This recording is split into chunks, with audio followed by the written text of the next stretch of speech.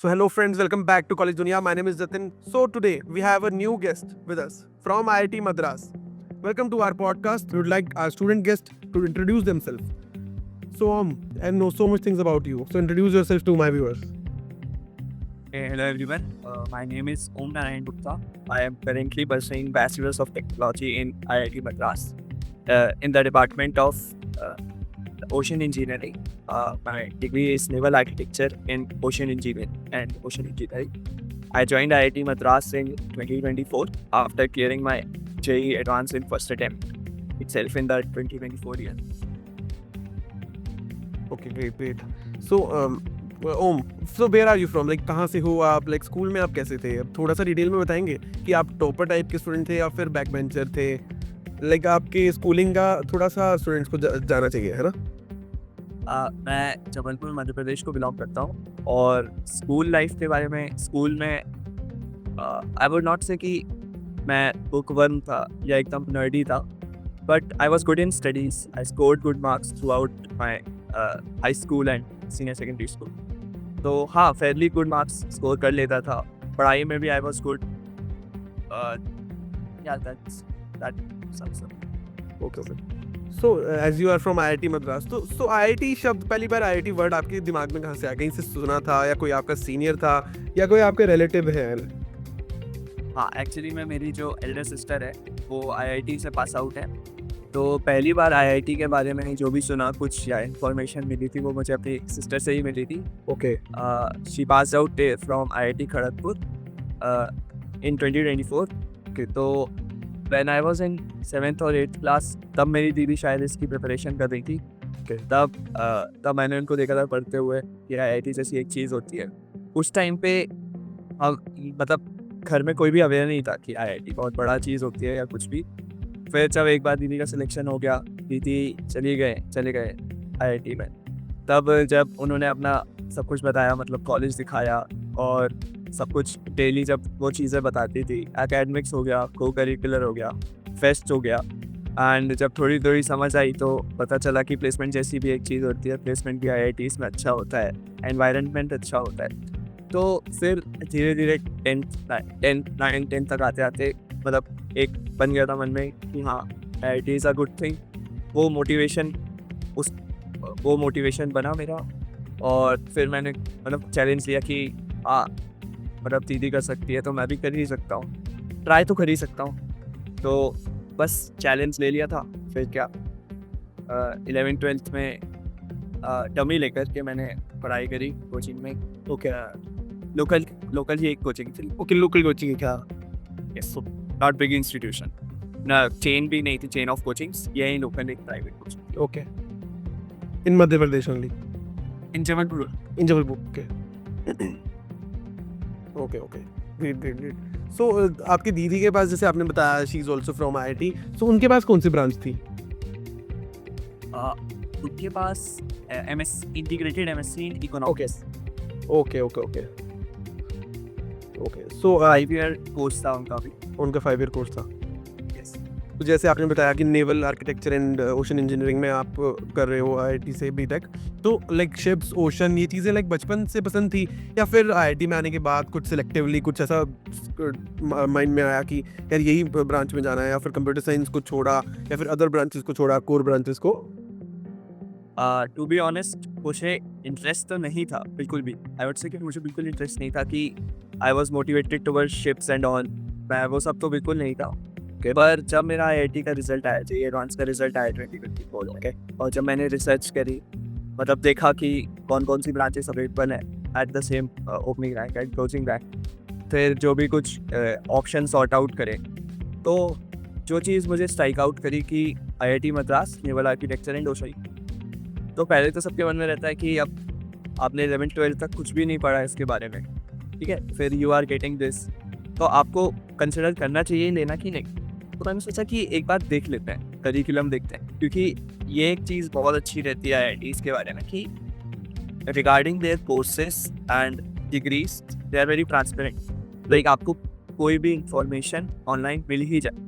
In any case online नहीं मिल रही है तो आप लिंक्डइन पे जो प्रीवियस एलुमनाई हैं उनसे कनेक्ट करके पूछ सकते हैं और एलुमनाई भी काफ़ी हेल्पफुल होते हैं in this exchange of information. तो हाँ, ये सारी जब रिसर्च मैंने कर ली, कोर्सेज देखे, कौन कौन से कोर्सेज हैं इस पर्टिकुलर डिग्री में, और प्लेसमेंट डेटा देखा एंड ऑल, तो मुझे देखा कि इट्स बहुत ज़्यादा अच्छी ब्रांच तो नहीं है, पर हाँ, अगर आपको इंटरेस्ट है स्पेशली इन अप्लाइड फिजिक्स, मैं ये नहीं कहूँगा कि आपको शिप्स या ओशन में इंटरेस्ट है तो ही लेना चाहिए, लेकिन हाँ, अगर आपको अप्लाइड फिजिक्स या फिजिक्स में इंटरेस्ट है तो ये काफ़ी अच्छा ऑप्शन हो सकता है आपके लिए। क्यों, मुझे तो 11th-12th में फिजिक्स पसंद थी काफ़ी, और मैं इसके अलावा जो ऑप्शंस मिल रहे थे उसमें मुझे IIT Kanpur BSc in physics भी था, पर वो due to some rank issues या लिस्ट के कारण नहीं मिला।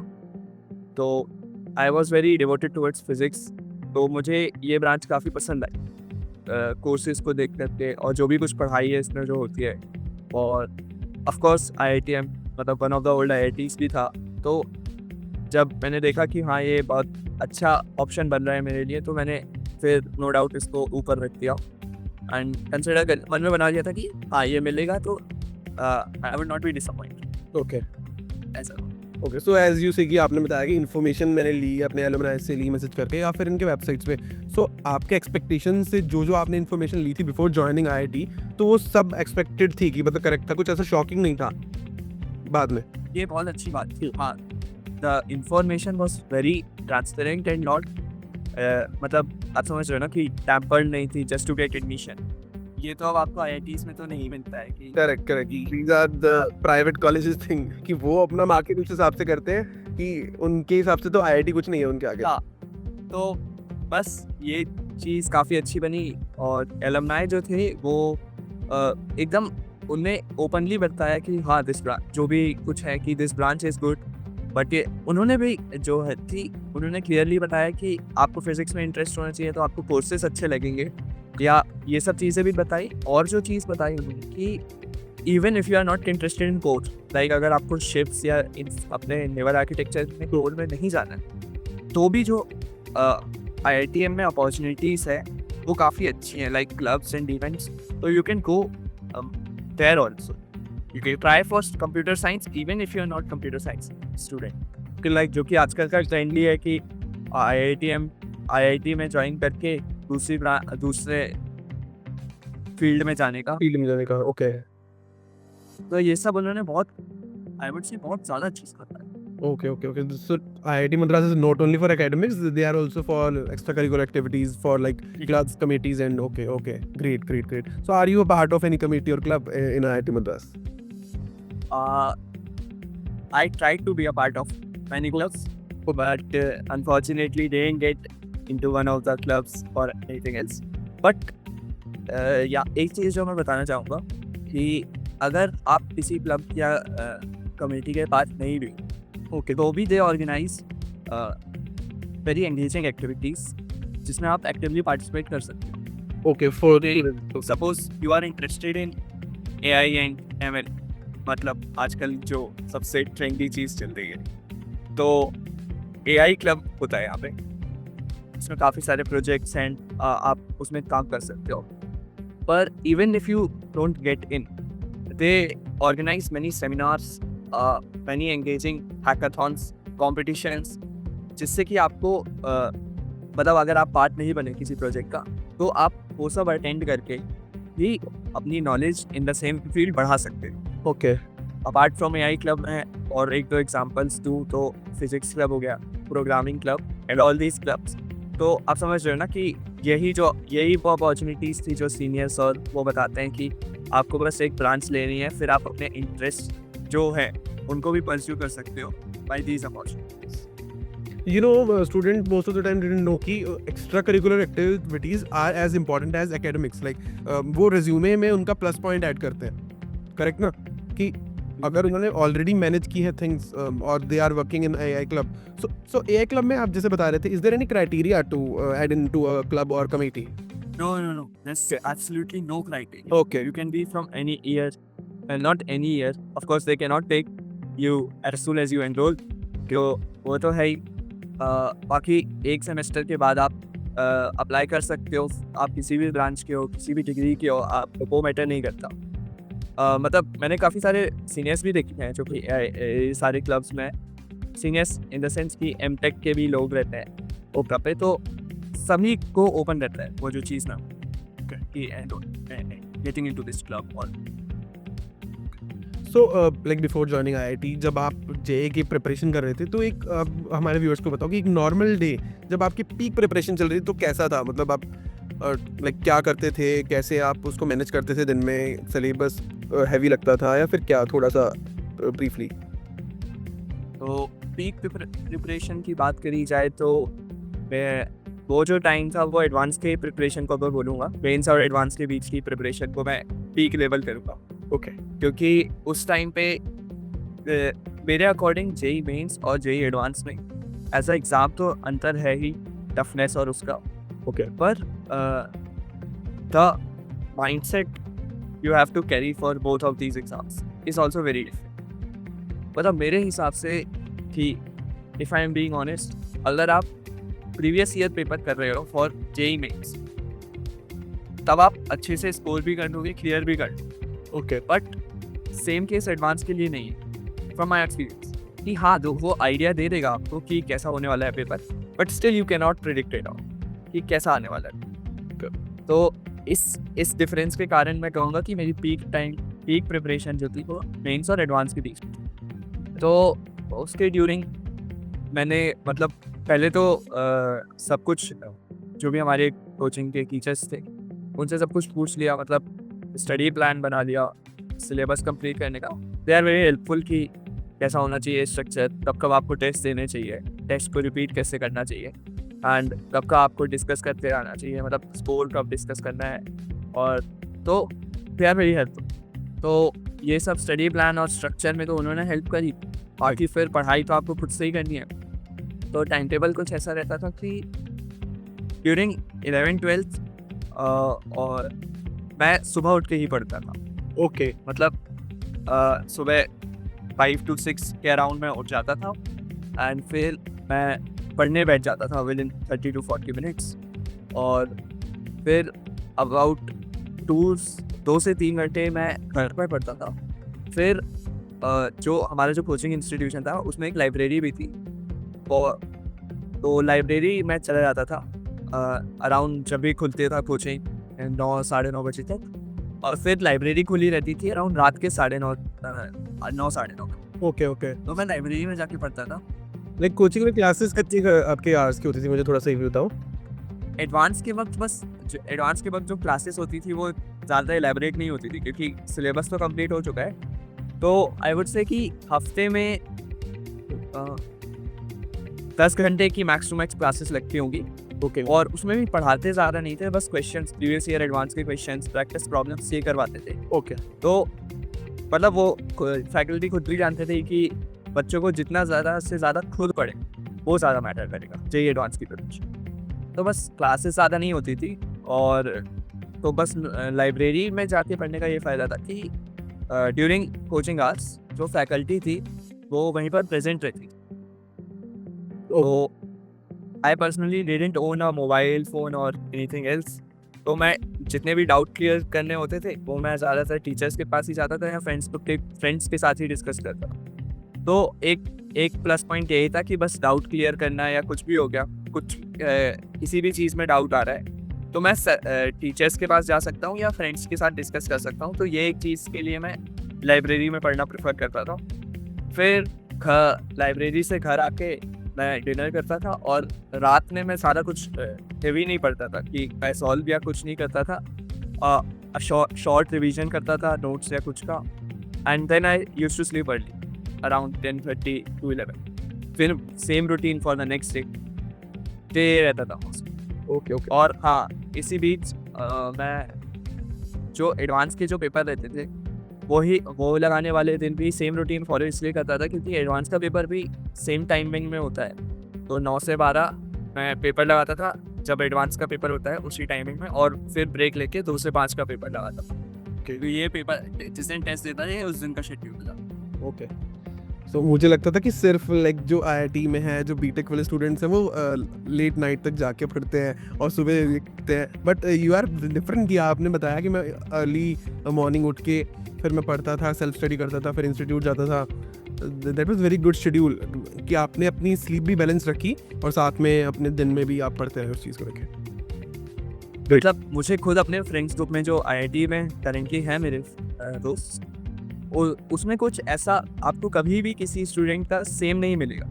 आपको लेट नाइटर्स भी यहाँ पे मिल जाएंगे, जो जेई की प्रिपरेशन की मैं बात करूँ, जो जेई में लेट नाइट स्टडी करते थे और लेट उठते थे सुबह भी, तो आपको सारे काइंड ऑफ स्टूडेंट्स मिल जाएंगे जिन्होंने आईआईटी निकाला है। तो मैं ये नहीं कहूँगा कि एक स्पेसिफिक क्राइटेरिया होता है आईआईटी निकालने का कि या तो आपको सुबह पढ़ना है या तो आपको रात में पढ़ना है। तो एक क्राइटेरिया नहीं होता है मतलब आप समझ रहे हैं ना। तो समझ गया। सो आपको अपने लाइक प्रिपरेशन के टाइम में सबसे मुश्किल क्या लगता था? सिलेबस था या फिर प्रेशर लगता था कि यार डेट पास आ गई, उसमें भी आप थोड़ा सा कई बार स्टूडेंट कॉन्फिडेंस लूज करता है कि पढ़ लिया है बट ऐसा लग रहा है कि कुछ आता नहीं है ना? तो उस टाइम में काफ़ी स्टूडेंट डीमोटिवेट हो जाते हैं कि पूरा प्रॉपरली कॉन्फिडेंस नहीं है उनको। हाँ, ये काफ़ी हुआ था मेरे साथ कि मुझे चीज़ें याद रहती थी, एंड जब मैं मॉक टेस्ट या प्रीवियस ईयर टेस्ट करता था तब मेरे मार्क्स बहुत कम आते। तो इसका मैं प्रेशर तो नहीं कहूँगा कि मेरे ऊपर प्रेशर होता था, बट हाँ कहीं अंदर से तो लगता है कि आपको कि इतना प्रिपरेशन है, सबको आता भी है, आप रिवाइज कर रहे हो तो भी आपको समझ में आता है कि हाँ ये चीज़ें मुझे याद है, ये फॉर्मूलेज मुझे याद है, कंसेप्ट मुझे याद है। स्टिल जब आप टेस्ट दे रहे हो तो कुछ नए टाइप के क्वेश्चन देख के, सिलेबस तो वही है पर उसमें क्वेश्चन टाइप जो है वो चेंज होता रहता है। तो वो नए टाइप के क्वेश्चन देख के आपको थोड़ा सा मतलब डरना तो नहीं कहेंगे, आप ब्लैंक हो जाते हो कि वेयर टू स्टार्ट। तो इस कारण मेरे मॉक में तो कम आते थे, तो मैं डिप्रेस तो नहीं होता था कि हाँ, बट थोड़ा सा डिसअपॉइंट हो जाता था कि यार I could have perform better. और मैं टाइम मैनेज करता था, मेरे इस टेस्ट में अच्छे आ जाते।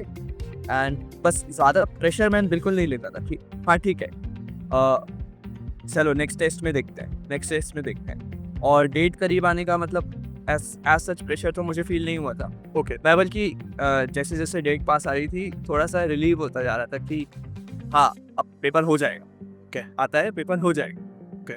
ऑल्दो टेस्ट बाद में मतलब पेपर के पास जब जैसे डेट पास आई, टेस्ट थोड़े अच्छे जाने लगे थे, तो हाँ उस कारण भी थोड़ा सा वो फैक्टर इन्फ्लुएंस किया कि हाँ अब डेट पास आने का डर नहीं। तो इस चैलेंज को लाइक आप कैसे हैंडल करते थे उस टाइम पे? इतना प्रेशर था कि एग्जाम तो आने वाला है। प्रेशर हैंडल करने की बात तो मैंने जैसे बताई कि मैं बहुत स्टिक नहीं करता था रिजल्ट के साथ, कि एक रिजल्ट को देख के मैं जज करता हूँ खुद को कि अरे यार ये नहीं किया, ये नहीं पढ़ा, अभी तक पढ़ा नहीं है, टाइम वेस्ट हो। मैं उसको स्टिक नहीं करता था रिजल्ट के ऊपर, और बस हाँ ठीक है आता है मुझे, मैंने पढ़ाई करी है, मुझे पता है I can do better in next test. तो ये ऑप्शन तो हमेशा रहता ही था, तो इससे काफ़ी कुछ मैं प्रेशर नहीं लेता था टेस्ट रिजल्ट या कुछ भी का। आईआईटी में अभी फर्स्ट ईयर निकला, सेकेंड ईयर निकला, तो कोई ऐसा बड़ा सेक्रीफाइस लगा कि मैंने 2 साल में ये चीज़ सेक्रीफाइस किया है फॉर गेटिंग इनटू आईआईटी?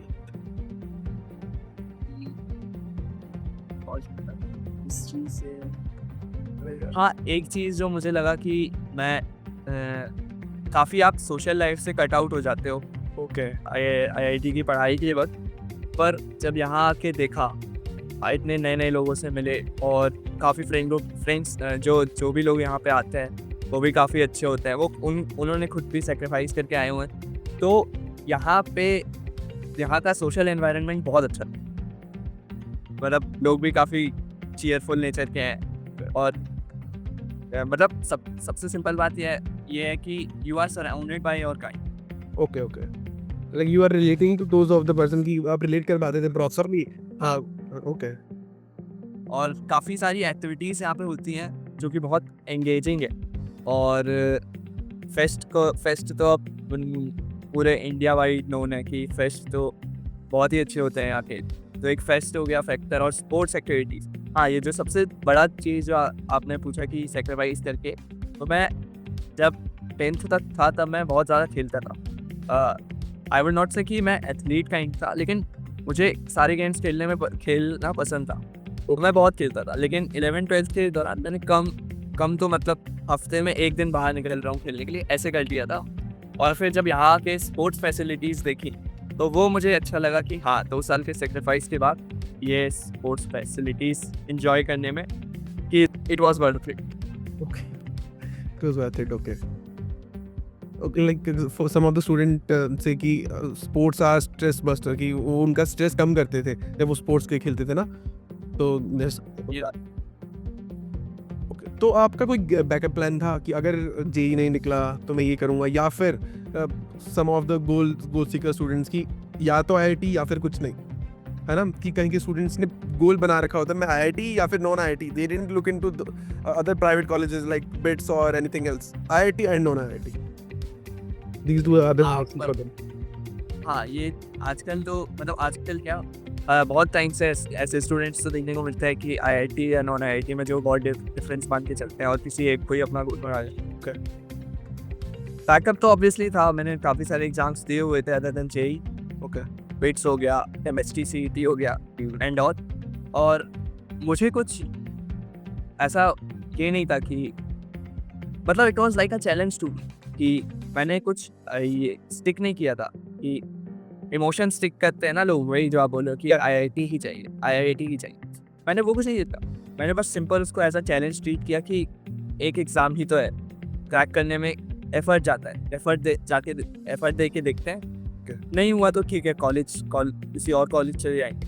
तो वैसे मैं अटैच नहीं हुआ था उससे, पर हाँ मोटिवेशन बहुत सॉलिड था कि आईआईटी जाना है, लेकिन हाँ I treated it as an exam, तो that's what. So another question कि रैंक देखने वाला मोमेंट क्या था कि आपके साथ कोई आपके पेरेंट्स थे या फिर जब आपने रैंक देखी, और आपकी रैंक थी क्या? हमारे व्यूअर्स इस चीज़ के लिए बहुत ईगरली जाना चाहते हैं। मेंस में तो आई चेक आंसर की एंड ऑल, मुझे पता चल गया था कि रैंक थोड़ी अच्छी आने वाली है। ओके मेंस में my rank was 3827 okay great. और एडवांस में अब ऐसा रहता है कि आंसर की देख के भी आप पता नहीं कर सकते कि रैंक कैसी रही थी अनटिल एंड अनलेस सब लोग मतलब रिजल्ट आ जाए। मतलब मुझे तो ये भी पता था उस टाइम तक। तो एडवांस में माय रैंक वाज 11,026। एडवांस के पेपर में देयर वाज सम, मतलब क्या कहूँगा मैं पता नहीं, तो that's why I slipped a little from mains to advance.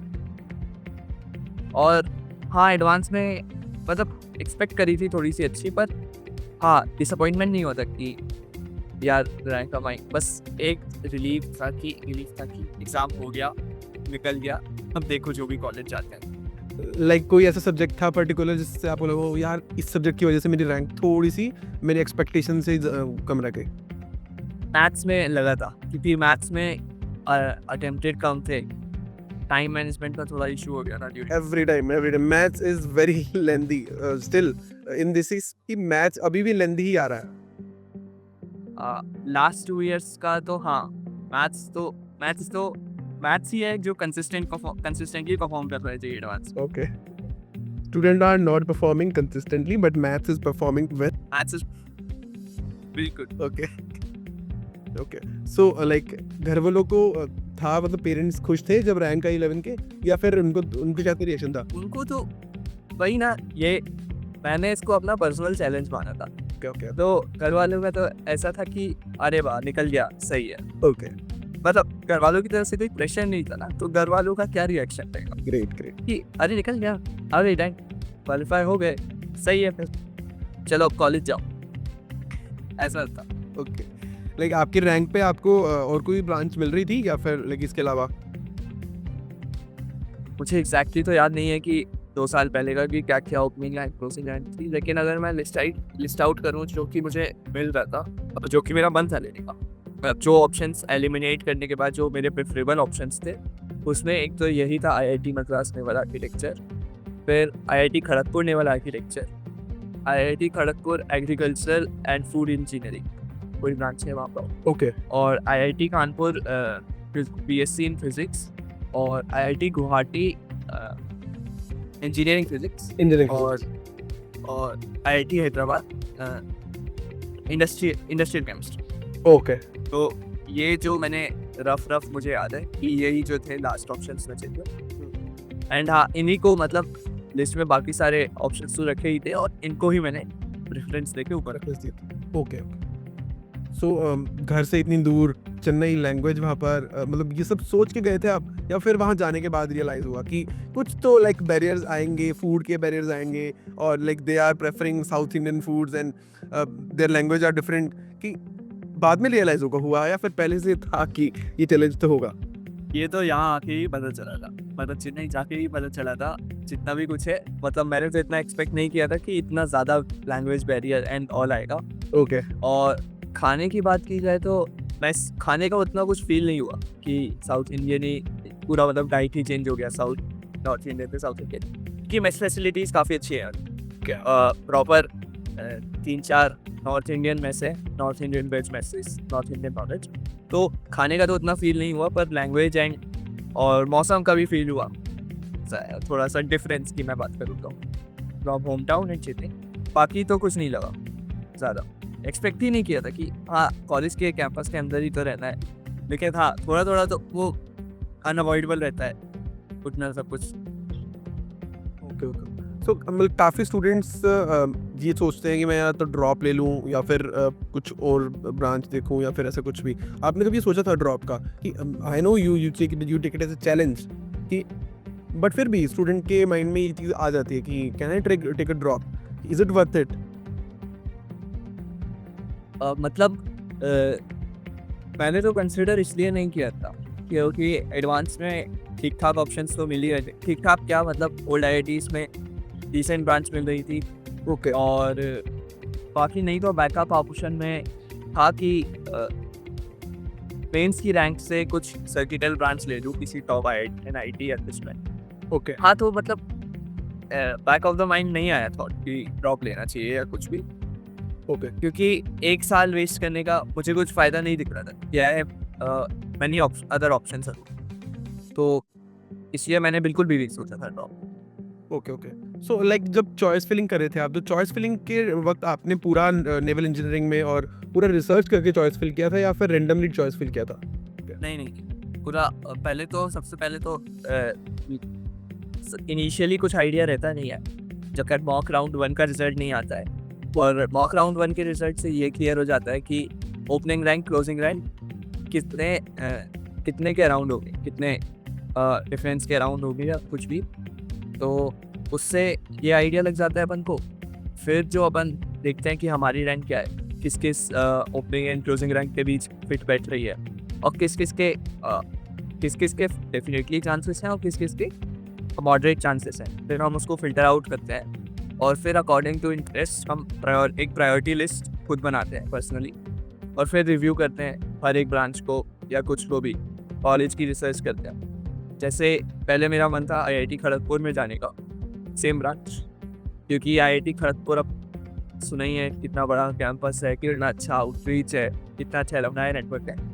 पर मैंने देखा कि IIT मद्रास में ऑब्वियसली दोनों ही बहुत अच्छे हैं, मैं कुछ कंपैरिजन तो ड्रॉ नहीं करूँगा, इसलिए मैं यहीं पे आगे नहीं बोलूँगा। लेकिन हाँ, IIT मद्रास का थोड़ा सा क्या बोलते हैं, करिकुलम ज़्यादा अच्छा लगा मुझे। और टू बी ऑनेस्ट यहाँ के कैंपस इमेजेस जब देखी तो वो अच्छी लगी, और कोई मैं कंपैरिजन ड्रॉ नहीं करूँगा जिससे कि खुद के बाकी सबको ना बने। तो बस ये था। ओके लाइक अभी आज कोई आपका रिलेटिव या कोई भी पूछता है कि बेटा पढ़ते क्या हो आप, लाइक आप एक लाइन में कैसे डिफाइन करते हो अपनी ब्रांच को, बिकॉज आप अपने ब्रांच के नेम से उनको नहीं, कई बार उनको वही पता से पड़े। हाँ करेक्ट, तो आप कैसे उनको लाइक मतलब अभी जो भी पूछते हैं तो मैं एक बार तो ब्रांच का नाम तो बता ही देता हूँ, और फिर वो पूछते हैं कि इसमें क्या पढ़ते हैं, पढ़ाई क्या करते, तो मैं बता देता हूँ शिप डिज़ाइन का होता है वो कुछ। ओके तो ये 1 लाइनर आंसर रहता है कि शिप डिज़ाइन करते हैं। Okay great. तो अभी CSC कोडिंग हर जगह देखो तो स्टूडेंट्स काफ़ी, मतलब most of the students, there are some exceptions कि जिनको अपने इंटरेस्ट की तरफ जाना होता है, तो सब उसी तरफ भाग रहे होते हैं। तो आपकी टाइम, मतलब आपने जब एडमिशन लिया तो था कि आपके कुछ फ्रेंड्स उसी तरफ जा रहे हैं, तो फोमो होता था कि यार मैं भी वही ले लूँ, या फिर ऐसा कुछ आता था डाउट, है ना? मतलब कि उस टाइम पे अवेयरनेस तो आ गई थी इतनी कि कोडिंग ज़्यादा प्रिफर्ड है, ओके पर ऐसा नहीं है कि अपॉर्चुनिटीज़ बाकी ब्रांचेस में कम है। तो वो अवेयरनेस आ गई थी कि हाँ, कोडिंग अच्छा है, कोडिंग में जॉब्स अच्छी हैं, सब कुछ है, या सर्किट एंड साइड सब कुछ है। लेकिन क्या बोलते हैं कि बाकी सारी अपॉर्चुनिटीज़ जब मैंने देखी कि हाँ, this is good and this is all, मतलब वो सब ड्यूरिंग रिसर्च की ब्रांच कैसी है, एलुमनाई नेटवर्क कैसा है, प्लेसमेंट क्या होता है, उस दौरान क्लियर हो गया था सब कुछ कि हाँ, आपको अगर दूसरी जगह जाओगे, नॉन कोडिंग में भी जाओगे तो ऑप्शंस मिल सकते हैं। मतलब अगर आपको इंटरेस्ट है तो आप कोडिंग भी करो, लेकिन आपका ऐसा होना चाहिए ना कि आपकी जो खुद की ब्रांच है वो आपका बैकअप रहे।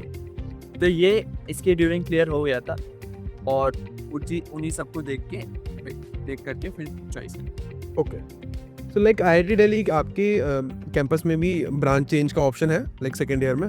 नहीं, हमारे में ओके आपके में नहीं है। ओके ये स्टार्टिंग से नहीं था या बंद हो गया?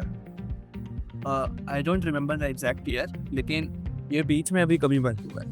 लाइक मेरे एनरोलमेंट के पहले ही बंद हो गया था, लेकिन ईयर याद नहीं है मुझे। Okay okay okay okay. एक डिपार्टमेंट में एशिया का सबसे बड़ा वेव बेसिन है, लाइक कोई ऐसा लैब या प्रोजेक्ट जो देख के लगा हो यार ये तो CSC वाला कभी नहीं करेगा, ये मेरे प्रोजेक्ट में मेरे ब्रांच में है तो ये मुझे इस चीज़ का बेनिफिट मिला है और आज आपको प्राउड फील हुआ हो यार मैंने अच्छा हो ये ब्रांच ली? अच्छा लगा आपने वेव बेसिन मेंशन किया। तो जब मैंने जो भी कुछ देखा था या सर्च किया था, तो मैंने वेव बेसिन का कुछ भी नहीं देखा था। एंड देन जब वहाँ जाके हमारे डिपार्टमेंट का वेव बेसिन देखा, तो मैं एकदम सरप्राइज था कि मैं आपको एक मेजर बताता हूँ। हमारा जो वेव बेसिन है, it is on the first floor of a building, okay and वो एक्सटेंड करता है till ground floor. Okay first floor to ground floor and till basement? No, there is no basement. Okay, first floor to ground floor वो okay extend करता है। That was और जो भी कुछ जो वेव बेसिन है ना, जो आप इमेजिन कर रहे हो कि वो एक फ्लैट बेस है, एक्चुअली में वो आप जो वेव्स को वो कंट्रोल हर डायरेक्शन से कर सकते हो। ओके तो it is surrounded by 4 huge mechanical walls, flappers और व्हाटएवर। एंड जब पहली बार, मतलब फर्स्ट ईयर में तो कोई एक्सपेरिमेंट हुआ नहीं था, अभी सेकेंड ईयर में हमें उसका एक्सपेरिमेंट दिखाया, तब उसका मैग्नीट्यूड पता चला कि कितना ज़्यादा बड़ा है ये चीज़ और कितना ज़्यादा हाई मेंटेन है। ओके तब समझ आया कि हाँ, CS वाला ये तो कभी experience okay that is wave basin के छोटे भी एक्सपेरिमेंट्स वो तो एक्सपीरियंस कभी नहीं कर पाएगा। ओके लाइक फर्स्ट ईयर में जब आपने एंटर किया अपने कॉलेज में तो कैसा रिएक्शन था? शॉक लगा कि IIT में लाइफ ऐसी है, इतनी हेक्टिक रहेगा, इतना लाइक सब टाइट शेड्यूल रहेगा, मुझे टाइम नहीं मिलेगा किसी चीज़ का? एक्सपेक्टेड था या जाके कुछ शॉक लगा? नहीं, एक्सपेक्टेड था। मैंने बताया ना, मेरी एल्डर सिस्टर थी IIT में, तो उनका तो सुना ही है मैंने 7th 8th क्लास से। मतलब जब भी कॉल पे बात होती थी उनका यही बताती थी कि अभी मेरा एग्ज़ाम है 9 से 12, फिर 2 से 5। तो अनएक्सपेक्टेड तो बिल्कुल नहीं था कि हाँ, मैं फुली प्रिपेयर्ड था, एक्सपेक्टेड थी ये सब चीज़ें।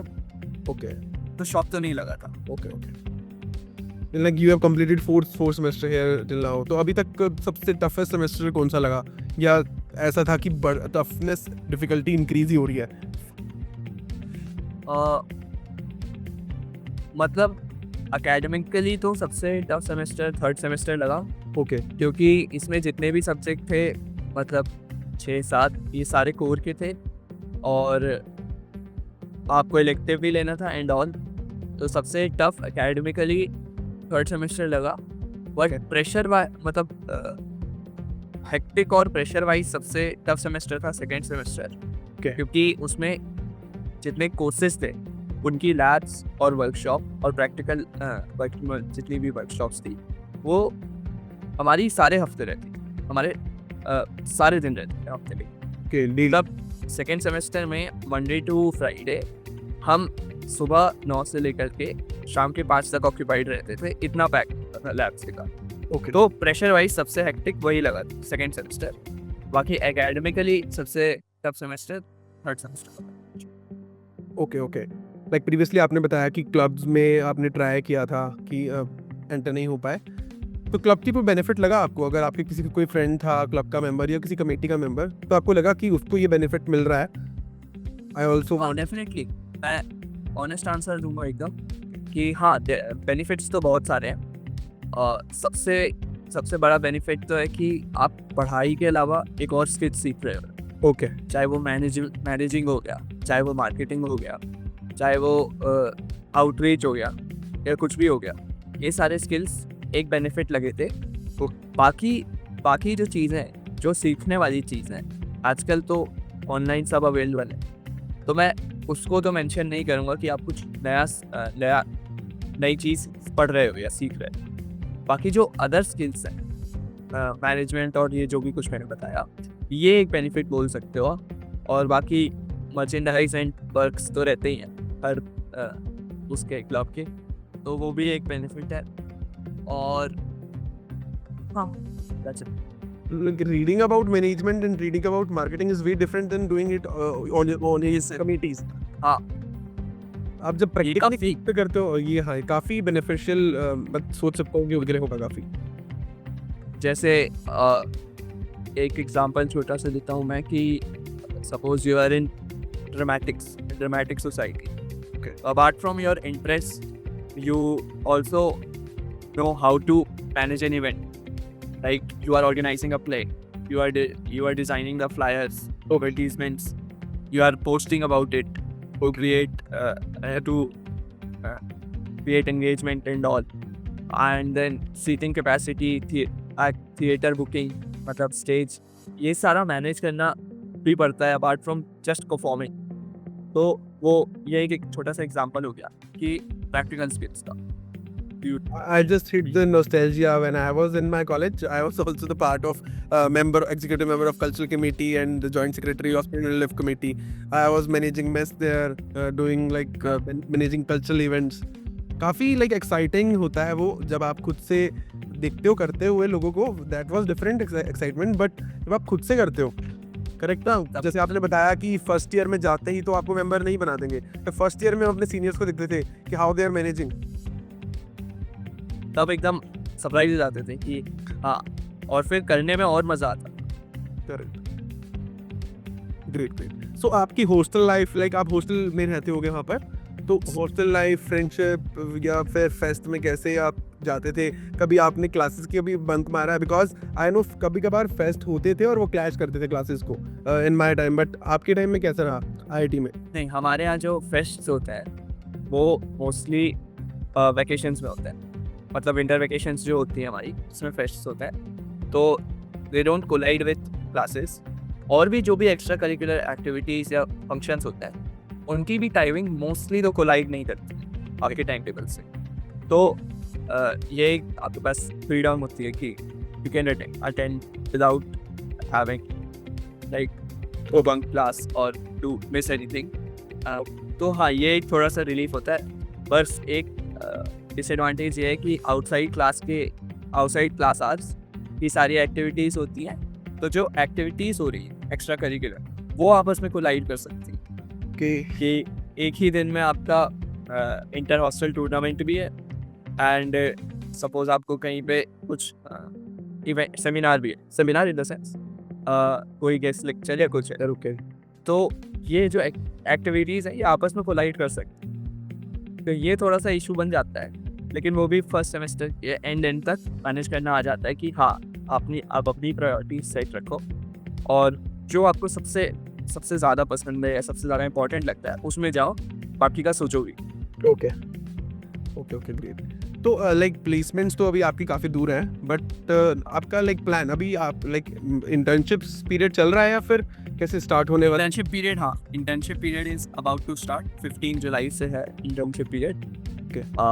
कंपनीज के इंटरव्यू, ऑनलाइन असेसमेंट्स तो अभी चल रहे हैं और इंटरव्यूज वगैरह 15 ऑफ जुलाई से। Like, have you taken any advice from your seniors about the internships? Like, कैसे मुझे करना चाहिए for cracking an interview? हाँ, तो मैं एक और बेनिफिट बताता हूँ इस बात को बताते हुए कि यहाँ के जो सीनियर नेटवर्क है, मतलब सीनियर्स का मैं बात करूँ, दे आर वेरी हेल्पफुल। और मतलब अब इतने बड़े इंस्टीट्यूट्स हैं तो ऑब्वियसली कुछ ना कुछ इंटर्नशिप क्रैक कर ही हुई होंगे, रिसर्च प्रोजेक्ट किया हुआ है, टॉप प्रोजेक्ट किया हुआ है। तो प्लेसमेंट कमिटी मेक्स श्योर कि हम वी डोंट मिस एनीथिंग, इसलिए वो टाइम पर मेल्स तो भेजती रहती है। वो सेशंस भी रखती हैं जिसमें सेम डिपार्टमेंट के प्रीवियस ईयर की जिनकी इंटर्नशिप लगी है वो अपना एक्सपीरियंस बताते हैं, वो अपने प्रोजेक्ट्स, अपना मटेरियल और सब कुछ शेयर करते हैं। तो उस सेंस में तो हाँ कि they are very informative. Great, ऐसा ही होना चाहिए। लाइक अगर आपकी सीनियर से आपको हेल्प मिल जाती है तो they are already going through it, तो उनको पता है कि कैसे क्या करना है। वो हमेशा आपसे एक ईयर ज़्यादा एक्सपीरियंस के रहेंगे तो बेटर रहेगा कि आप उनके साथ कनेक्शन में रहो, उनके साथ डिस्कस करते रहो कॉन्स्टेंटली। मतलब अब वो तो कनेक्शंस तो बन ही जाते हैं, अच्छे बॉन्ड्स भी बन जाते हैं, तो वो दिक्कत नहीं आती है यहाँ पे। Okay great.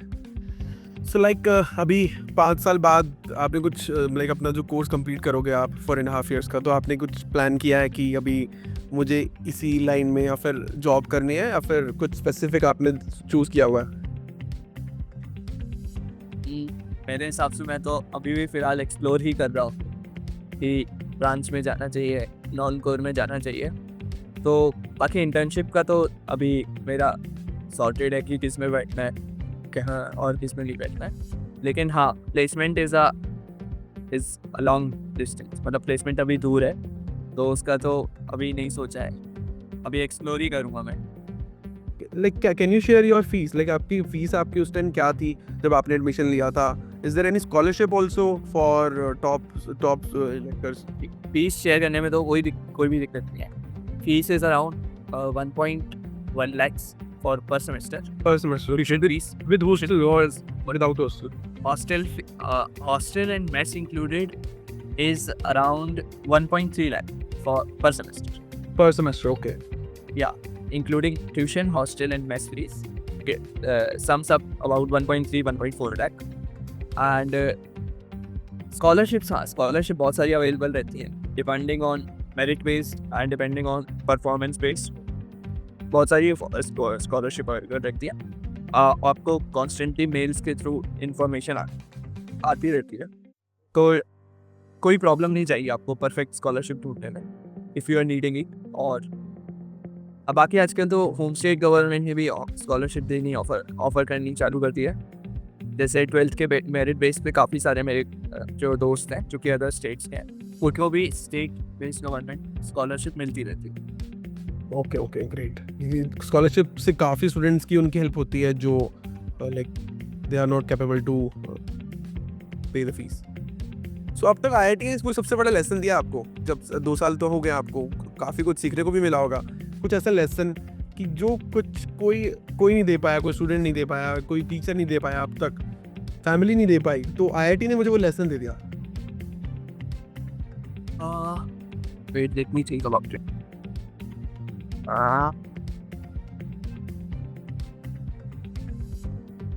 जो सबसे मेजर जो लेसन दिया है कि बुक्स के बाहर भी एक दुनिया है। ओके। सिर्फ एग्ज़ाम क्रैक करने से और बुक्स पढ़ते रह जाने से मतलब हाँ, ऑब्वियसली अगर आप बहुत एकदम बुकवर्म हो, नर्ड हो, तो obviously you will get somewhere good in life. लेकिन हाँ, आपको बाहर की दुनिया ज़रूर एक्सप्लोर करनी चाहिए। ओके। ये आई थिंक मेरा एक लेसन रहेगा जो IITs ने दिया है कि apart from just academic knowledge, आपको सब बाहर की नॉलेज भी होनी चाहिए, और उसी की इम्पोर्टेंस ये सारा जो मैंने बताया, फेस्ट सोशल इम्पोर्टेंस बताता है। फेस्ट आपको सोशली कनेक्ट करते आना चाहिए लोगों से। You should not be an introvert. Okay. और मैनेजिंग स्किल्स तो मुझे लगता है कि किसी पढ़ाई से नहीं आ सकते, ये तो सिर्फ आपको एक्सप्लोर करने या अपॉर्चुनिटीज़ के थ्रू ही आते हैं। और हाँ, I would call it the best lesson IIT has given me. Like अगर कोई स्टूडेंट है, लाइक आप अगर एडवाइस देना चाहो किसी स्टूडेंट को, उसको लाइक उसके फैमिली की प्रेशर की वजह से IIT ही मिल गया बट उसकी फेवरेट ब्रांच नहीं मिली, और वो डिसअपॉइंट है कि मुझे ये ब्रांच मिल गई, मुझे नहीं चाहिए थी, तो लाइक उसको क्या करना चाहिए उस टाइम पे? डिसअपॉइंट रहना चाहिए या फिर उसी में ही उसको देखना चाहिए अपनी अपॉर्चुनिटीज़ लाइक? मेरे हिसाब से तो अगर वो आईआईटी आने के पहले डिसअपॉइंट रहता है कि मुझे ब्रांच नहीं मिली, तो दैट इज़ फेयर। पर मेरे हिसाब से जब वो आईआईटी एक बार आ जाएगा, किसी आईआईटी में आ जाएगा, तब उसको समझ में आएगा कि यार मैं तो फालतू में ही इतना डिप्रेस्ड या डिसअपॉइंटेड था कि मुझे ब्रांच नहीं मिली। क्योंकि जब आप यहाँ आते हो तब आपको समझ में आता है कि यार मैं अपनी ब्रांच के अलावा बहुत कुछ कर सकता हूँ। मतलब ऑब्वियसली ब्रांच की जितनी भी पढ़ाई हो रही है, क्लासेस हो रही हैं, वहाँ तो जा रहे हैं बंदे, पर आपके पास बहुत सारा फ्री टाइम है जिसमें आप स्पोर्ट्स देख सकते हो, आपके जो इंटरेस्ट है उनको परस्यू कर सकते हो। तो एक बार वो जब जो भी कैंडिडेट स्टूडेंट है जब उस घर पे है, जब तक वो तब तक उसका डिसअपॉइंटमेंट इस पे कि हाँ उसको ऐसा लग रहा है कि यार अब मैं यही ब्रांच में बंद के रह जाऊँगा, लॉक होके रह जाऊँगा। तो दैट इज़ नॉट ट्रू। एक बार आईआईटी आओ तो पता चलता है कि हाँ यार यहाँ पे तो मैं तो कुछ भी मतलब वैसा तो बोलना नहीं चाहिए, लेकिन हाँ मुझे जो पसंद है मैं वो कर सकता हूँ ईजिली। मेरे पास टाइम भी है, मेरे पास रिसोर्सेज हैं जो कि इंस्टीट्यूट प्रोवाइड करता है। All I have to do is engage in that. I have to be aware, I have to build communication skills, talk to the people in the same field. तो इससे काफ़ी सारी चीज़ें क्लियर हो जाएंगी और ये उसको पता चल जाएगा जैसे ही वो इंस्टीट्यूट में जाएगा। ओके। सो ऐसी कोई चीज़ आपको लगा हो कि फर्स्ट ईयर में काश को ये बता देता, तो लाइक वो चीज़ ऐसा अगर कुछ भी आपको फील हुआ हो, if you want to share, कि काश मुझे पहले कोई बताता या फर्स्ट ईयर में मुझे कोई बताता, आगे मैं उस चीज़ का ध्यान रखता, यहाँ पर मुझसे थोड़ा सा मिस हो गया कुछ? आई वुड से कि मैंने फर्स्ट सेमेस्टर की बात करूँ अगर मैं, फर्स्ट सेमेस्टर में हाँ मैंने थोड़ी सी पढ़ाई कम करी थी, और क्योंकि सब बोलते थे कि हाँ सीजी तो ठीक है, स्किल्स डेवलप करो। पर हाँ फर्स्ट बताते भी थे सीनियर्स कि हाँ सीजी मैटर करती है, लेकिन हाँ मैंने ही थोड़ा ध्यान नहीं दिया। लेकिन अगर कोई मुझे फॉर्मली बताता कि सीजी पे बहुत ध्यान, तो मेरा फर्स्ट सेमेस्टर में थोड़ा अच्छी सीजी आ सकती है। ओके। तो ये मैं एक बात आ चाहूँगा कि सब पता है क्लियरली सीजी मैटर करती है। ये काफ़ी Thanks, Mike. इम्पोर्टेंट चीज़ आपने बताई है कि बिकॉज लाइक अब काफ़ी स्टूडेंट्स चिल रहते हैं कि आईआईटी में तो आ गए हैं, है ना, तो फर्स्ट सेमेस्टर कूल लाइटली निकालेंगे, बट कोई उनको प्रॉपरली गाइड करे कि सीजीज ऑल्सो मैटर, कि अदरवाइज उनको बाकी सेमेस्टर में उतना ज़्यादा पुश करना पड़ेगा ताकि उनका एवरेज मेंटेन रहे। हाँ एग्जैक्टली, आपको बाद में मेहनत कर सकते। Okay, great. लाइक अभी एक ये पूछना चाहता हूँ मैं आपसे कि सब्जेक्ट्स का बताइए कि कोई एक लाइक वन की preparation tip for physics, chemistry और मैथ्स, या फिर तीनों की एक बता सकते हो कि ये चीज़ आपको ध्यान रखनी चाहिए जब आप प्रिपरेशन कर रहे हो फॉर जेईई एडवांस। केमिस्ट्री का तो सबसे प्लेड आउट है कि आपको रिवाइज बार बार रिवाइज करना है आपको चीज़, क्योंकि इतनी सारी चीज़ें याद करने को, और हो सकता है कि एक बार में याद हो जाए पर वो आपके दिमाग में रहे till the time of exam. तो उसके लिए तो एक ही चीज़ है कि बार बार याद करो, तो बार बार रिवाइज करो। और फिज़िक्स में मेरे हिसाब से सबसे इम्पॉर्टेंट चीज़ जो है वो है कॉन्सेप्ट आपको कितने अच्छे से ग्रास्प हुआ है। ओके। तभी आपको क्वेश्चंस, अब फिजिक्स में तो ऐसा कुछ वन लाइनर क्वेश्चंस आते नहीं हैं, डिफरेंट सिनेरियोस होते हैं। अब डिफरेंट सिनेरियोस को आपको मतलब डिफरेंट सिनेरियोस जो रहते हैं कि वो डिफरेंट टॉपिक्स में एंटेंगल्ड क्वेश्चन बनाते हैं, तो उनको आपको समझ के एक एक स्टेप वाइज प्रोसीजर बनाने के लिए आपको कॉन्सेप्ट की ग्रास्प बहुत अच्छा होना चाहिए। और इसके लिए सिर्फ क्वेश्चन सॉल्विंग इज़ मस्ट, और ज़्यादा अमाउंट में क्वेश्चन सॉल्व करना चाहिए, वो तो ठीक है, लेकिन आपको पहला समझ कॉन्सेप्ट की होनी चाहिए। बिना कॉन्सेप्ट समझे आपको क्वेश्चन सॉल्व नहीं करना चाहिए। ओके। और मैथ्स में है क्वेश्चन सॉल्व करो, try to maximise question solve. जिससे सबसे बड़ी दिक्कत जो आती है कि मैथ्स के क्वेश्चन जो लेंदी लगते हैं, जो हमने पहले भी बात करी कि मैथ्स हमेशा लेंदी होती है, उसकी वो इस कारण होती है क्योंकि हमें इंट्यूशन नहीं आता है कि हाउ टू स्टार्ट क्वेश्चन, और उसी में हमारा टाइम जाता है। और इंट्यूशन बिल्डिंग के लिए सबसे बेस्ट है कि आप question solve, maximum question solve. Okay. Also मेरा एक जो चीज़ मैंने करी थी मैथ्स में, मैं टाइम्ड प्रैक्टिस करता था। Like 1 hour target 30 questions, okay great. ऐसे करके। ये एक मेरी पर्सनल टिप है कि ये आप ट्राई कर सकते हैं। और काफ़ी सारे लोगों को ब्लॉग सामने रख के प्रेशर फील होता है, तो it's not a tip for everyone, but you can try it out for once. Okay okay, like try करना चाहिए। I think it's a great idea कि आपको एक घंटे में 30 क्वेश्चंस कंप्लीट करना है। हाँ, उसमें आपको ऐसा व्हाटएवर यू सो काफ़ी बहुत बेसिक क्वेश्चंस थे जो हमारे लाइक जो माइक्रो साइट पे आईआईटी मद्रास का जो आर्टिकल है उस पे स्टूडेंट्स पूछ रहे थे, काफ़ी बेसिक क्वेश्चन। तो एक मैं रैपिड फायर राउंड आपसे फटाफट से लाइक क्वेश्चन, ठीक है? उसमें सबसे पहले स्टूडेंट्स आर आस्किंग कि बेस्ट मेस फूड कौन सा है आपका लाइक हॉस्टल में? Best mess food, correct. मतलब मैं मेस का नाम बताऊँ क्या? नहीं मेस फूड की south Indian breakfast, south Indian breakfast. Too good, photo. Okay. Like toughest professor, like any professor of, you can tell me subject also, or if you are comfortable, you can tell me the name. Mechanical and electricals. Mechanical, particularly thermodynamic. Actually, the professor are good only, but subjects are tough, very tough. Okay. IIT की एक underrated skill.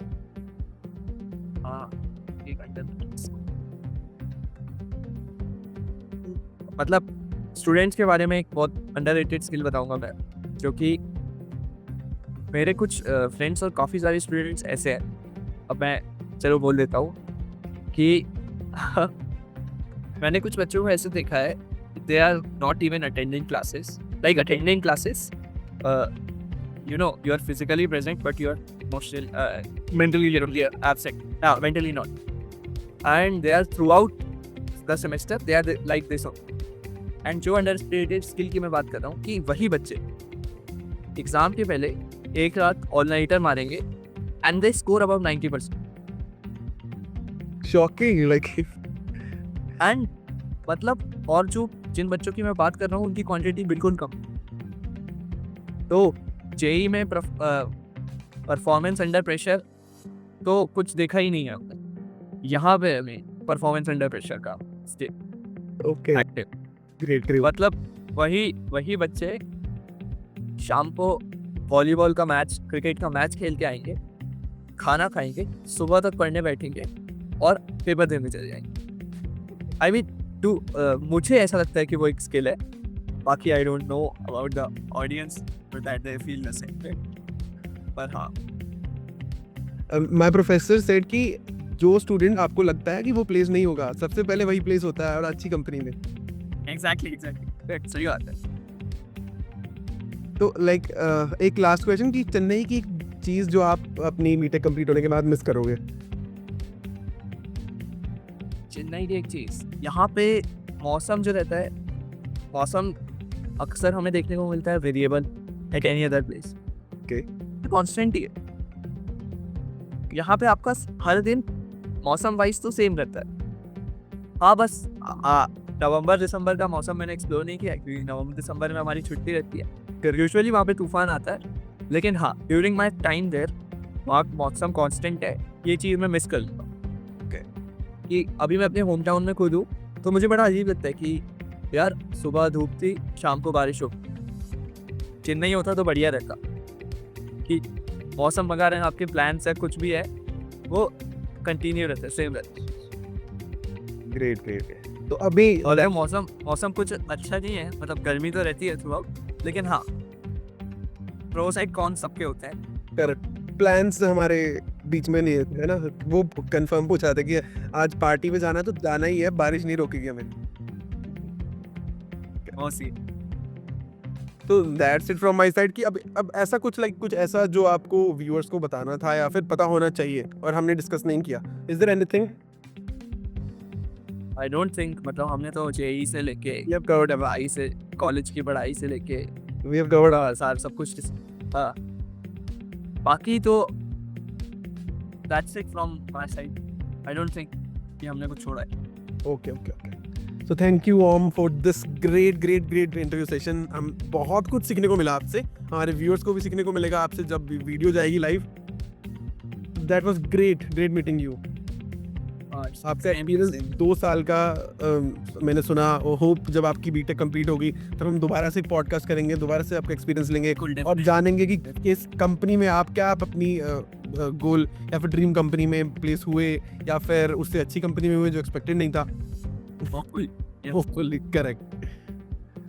So thank you guys, that's all. Subscribe College Dunia for these kind of latest podcast and from these of the like brilliant minded students.